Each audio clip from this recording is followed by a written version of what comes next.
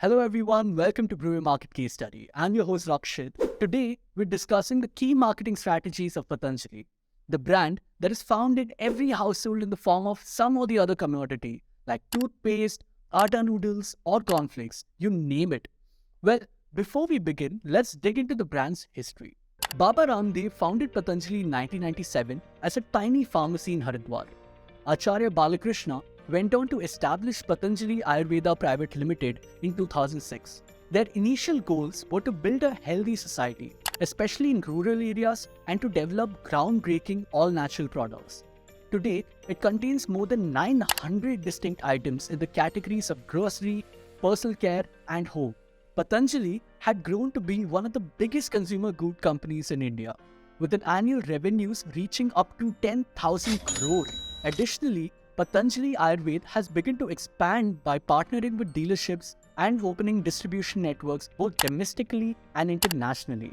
Patanjali's growth story is a result of product, pricing, advertising, and distribution strategies. Let's discuss it all. To begin with, the company's product strategy. Patanjali has it all covered from 400 types of FMCG goods to 300 plus medicines, while also focusing on the textile industry.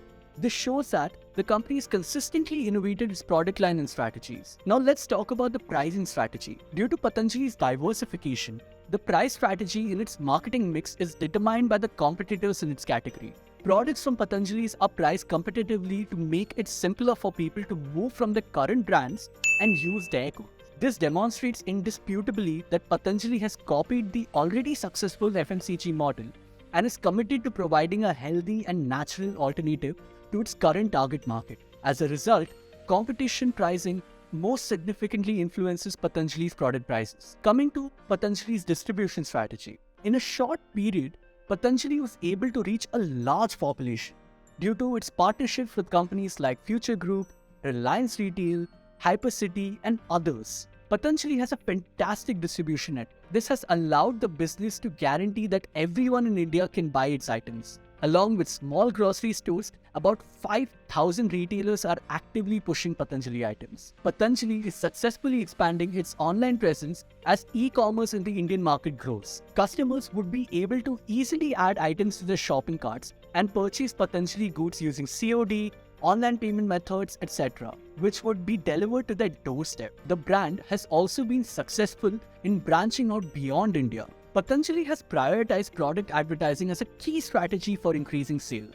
So let's take a look at this very successful marketing and advertising plan. The Patanjali marketing mix makes use of all available media platforms. Baba Ramdev, a yoga master who serves as Patanjali's brand ambassador, has an enormous fan base and has helped the company quickly ascend to the top. The aggressive Patanjali advertising highlights how important it is to create items utilizing natural Ayurvedic methods. Their advertising has drawn attention as well since they claim that their rivals are employing dangerous products. Advertisements from Patanjali feature the full product line and are directed at people who desire to live a healthy lifestyle and use naturally sourced items. With an yearly earnings of over 10,000 crores, Patanjali has become one of India's fastest growing FMCG companies as a result of its extensive advertising campaign. Now let's talk about Patanjali's campaign strategy. Patanjali used campaigns precisely to convey its message to the target audience. Healthy India banenge, Patanjali biscuit khayenge. Translates to India shall be healthy,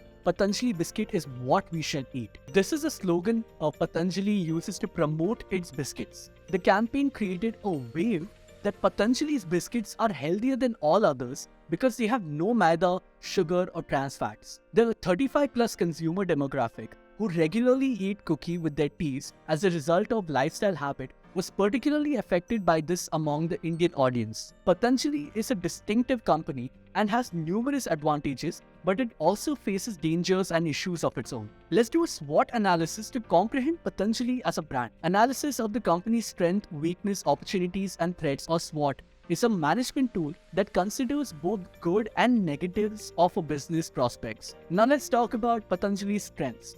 Number one is the brand ambassador. Due to his personality and reputation as a leading authority in yoga and wellness around the world, Baba Ramdev's role as a brand ambassador significantly increases the company's appeal and justifies its healthy approach. The second thing is the market prediction. Profiting from the popularity of natural products and healthy eating, Patanjali's product was ideal for meeting the needs of general public. Number 3, the pricing strategy. The average pricing of Patanjali's item is discovered to be 5 to 10% less than of its rivals' goods. This provides them a huge advantage, especially in a nation with strict pricing regulation like India. Now let's talk about the weaknesses of Patanjali. Number 1 is logistics. Since Patanjali has no long-term agreement with transporters, planning for the companies has become more difficult and costs have gone up as well. Number 2 is dipping profits. For the first time since 2013, the company's standalone consumer products revenue fell by more than 10% in the fiscal year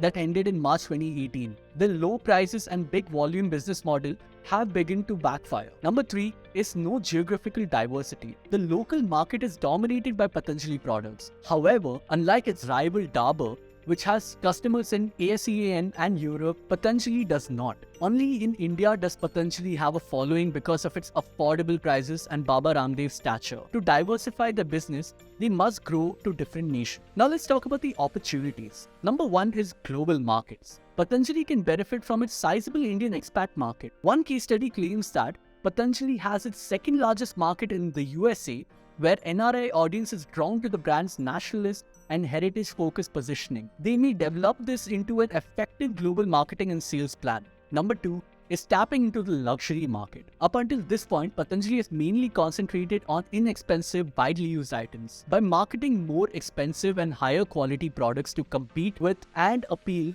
to superior products, it can use its natural and heritage-driven brand. Now let's talk about the threats that Patanjali faces. Number 1 is political instability. Patanjali experiences political winds of change as a result of high level of politicization. Due to the high level of politicization, a change in administration and a fall from favor could impair its performance. Investors typically do not fund such organizations. Number 2 is whistleblowers. There have been reports that Patanjali's product quality is declining. Even the strongest brand images can be damaged over time by such rumors, even though they are not supported by evidence. Number 3 is increased competition.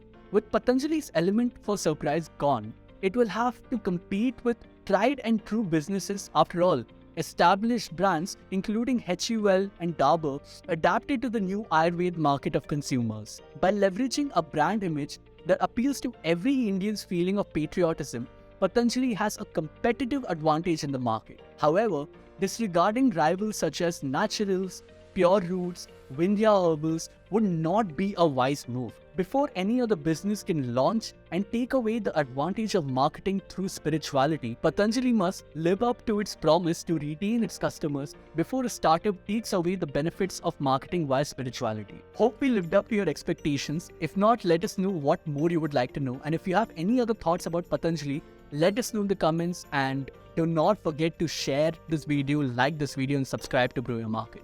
We'll see you in the next case study video. Bye-bye.